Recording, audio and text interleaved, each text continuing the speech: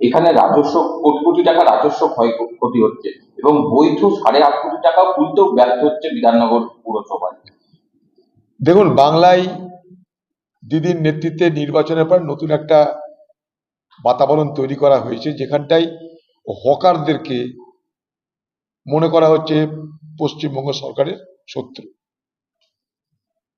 বড় অদ্ভুত লাগছে যে ভারতবর্ষের যে আজকের অর্থনীতি, সেখানটায় ইনফর্মাল সেক্টরে, অর্থাৎ নিজের হাতে নিজের পায়ে দাঁড়িয়ে রোজগার করার যে ক্ষেত্রটা, সেখানটাই শুনলে অবাক হবেন 11 কোটি মানুষ রুটি রুজি অর্জন করছে।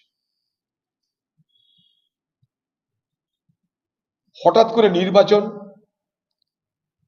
পরবর্তী বাংলার মুখ্যমন্ত্রীর হকারদের বিরুদ্ধে তার যে গগনভেদী আক্রমণ আমাকে অবাক করেছে।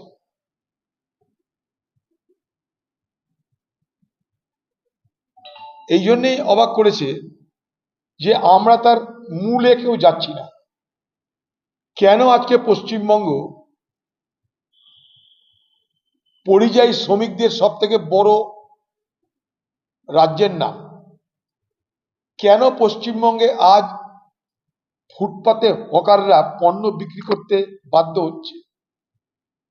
আমরা কিন্তু তার কেউ আলোচনা করছি না। ভোটে শহরে কম হয়েছে ভোট, শহরবাসীকে নতুন করে বার্তা দাও যে আমি মমতা ব্যানার্জির শহর, যেমন আমি গ্রামের লক্ষ্মীর ভান্ডার দিয়ে গ্রামে আমি 100 দিনের কাজ, গ্রামে আমি স্বাস্থ্যসাথী দিয়েছি, তেমনি শহরের মানুষ আপনাদেরও সুবিধা অসুবিধা কথা ভেবে এবার আমি আক্রমণে নেমেছি হকারদের বিরুদ্ধে।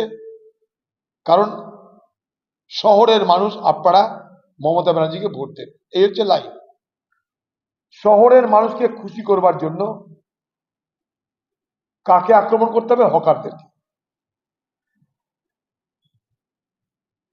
শহরের মানুষ কেন ভোট দেয়নি সেটা আগে জানুন।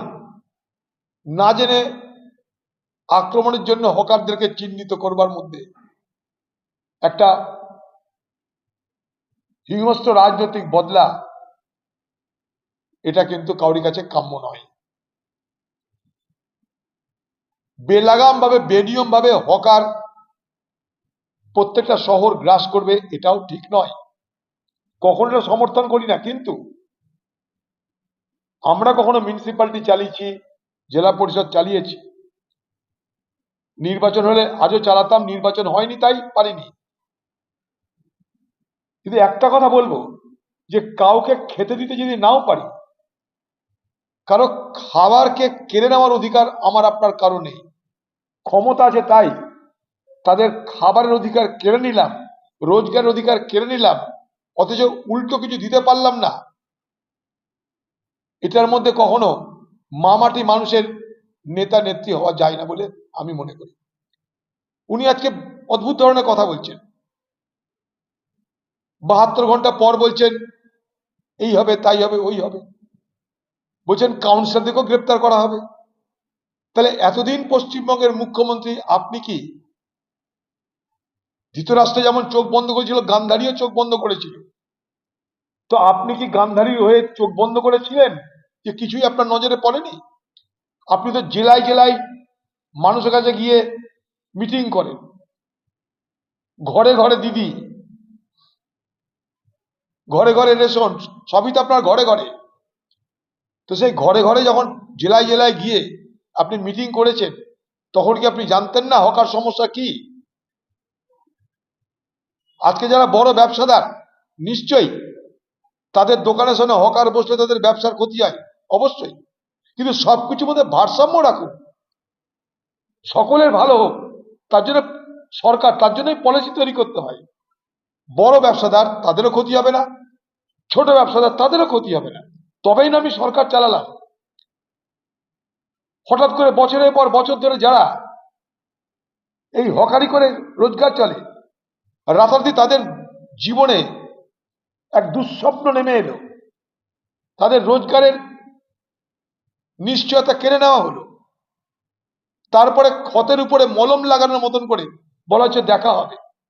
গরু মেরে জুতো দান করার মধ্য দিয়ে এ বাংলার বেকার যুবক যারা হকারি করে, শখে কেউ করে না, খোলা আকাশের নিচে রোদের মধ্যে বসে কেউ হকারি করে না, কি তাদের ঘরে ঘরে আপনার পার্টির নেতাদের মতন একটা করে নেতা থাকতো, যাদের রোজগার করতে হয় না, তাদের ঘরে এমনি এমনি টাকা চলে আসে। আজকে তাই এই ধরনের হঠকারী সিদ্ধান্তের বিরোধিতা করা উচিত। আমি এই হঠকারী সিদ্ধান্তের সম্পূর্ণ বিরোধিতা করছি এবং নিন্দা করছি। তোলা দিয়ে তারা হকারি করে, বিনা তোলাতে কোনো হকারি হয় না এখানটায়। আগে দাও তোলা, ব্যবসা কর ভোলা, এই সিস্টেমে চলে এখানটাই। যাদেরকে তোলা দেয় তাদেরও এটা রোজগার, তাদেরও রোজগার মার খাবে। যারা তোলা দেয় তাদেরও রোজগার, তারাও মার খাবে। আপনার দলের মিছিল মিটিং এ হকাররাই তো থাকে। বুথ দখল করতে তো হকারদেরকে ব্যবহার করা হয়, পাড়ায় পাড়ায় মস্তানি করতে তো হকারদের ব্যবহার করা হয়। আপনার দলের মিছিল মিটিং এ কারা থাকে? সেলফ হেল্প গ্রুপের মহিলারা আর গরিব হকাররা, গরিব কর্মচারীরা। এখানকার মিউনিসিপালিটি কেন, সারা পশ্চিমবঙ্গের মিউনিসিপালিটির সমস্ত কর্মচারীদের তাদের তৃণমূল ছাড়া অন্য কোনো রাজনীতি করার অধিকার নেই। অন্য কোনো রাজনীতি করতে গেলে তাদের চাকরি কেড়ে নেওয়া হয়। এই নৃশংসতা বাংলার মুখ্যমন্ত্রী আপনার নেতৃত্বে হচ্ছে। নির্বাচনের পর সেই নৃশংস চেহারা আরো প্রকট হচ্ছে এই বাংলায়। আমরা তার বিরোধিতা করি।